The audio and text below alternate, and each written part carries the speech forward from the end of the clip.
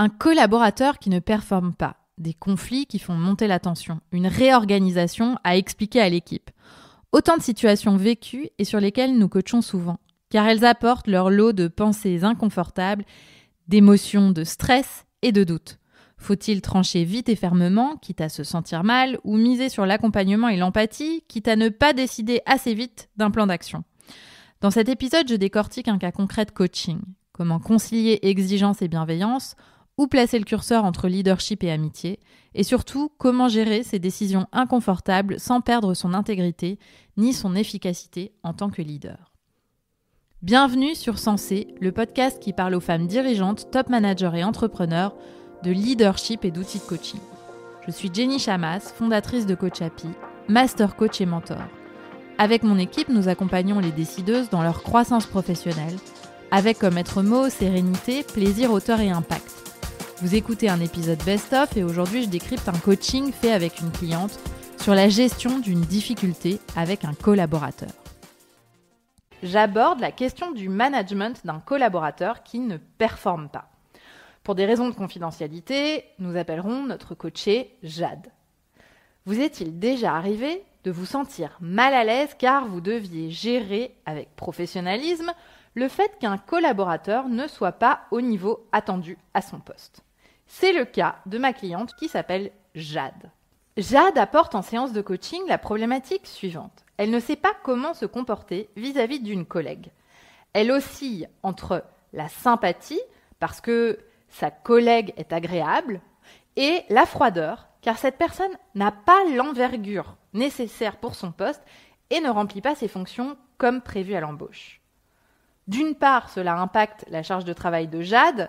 Cette collègue devait initialement la décharger, mais il y a tout un tas de tâches qu'elle récupère au lieu de les lui déléguer. D'autre part, elle ne se sent pas en intégrité depuis qu'elle collecte des échanges écrits pour constituer un dossier à charge contre sa collègue dont elle assure la supervision. Tout cela à la demande de sa manager. En creusant en coaching, elle s'aperçoit qu'elle confond l'empathie dont elle fait preuve, qui caractérise son leadership, avec le fait d'être amicale. De la même façon, elle a l'impression que constituer un dossier contre sa collègue parce qu'elle ne répond pas aux besoins du poste est forcément incompatible avec son empathie. Je lui propose alors de réfléchir à son rôle de leader et à ce que veut dire pour elle manquer d'intégrité. Elle réalise qu'elle met déjà en place tout ce qui lui semble être intègre. Des rendez-vous réguliers pour définir les attentes de sa collaboratrice, des feedbacks quand sa collaboratrice n'est pas au niveau, et elle reconnaît qu'en fait sa collaboratrice, c'est déjà là où elle ne remplit pas ses fonctions. Il n'y a donc pas de surprise, mais bien de la transparence et de la communication. Je lui demande alors, mais pourquoi ne te sens-tu pas en intégrité? Elle reconnaît que c'est son sentiment d'inconfort dans cette situation qui la questionne. Elle reconnaît aussi que ça ne se passe pas comme ça avec ses autres collaborateurs et donc ça la déstabilise. Je lui rappelle que c'est son rôle de leader de gérer de telles situations. Et je reconnais évidemment l'inconfort à gérer cette situation. Oui, être une leader nécessite du courage et ce n'est pas tous les jours facile. Mais de telles situations n'ont pas nécessairement besoin d'être déshumanisées. On peut être empathique et accompagner une personne à comprendre que ce poste n'est pas pour elle, voire même l'accompagner vers la sortie.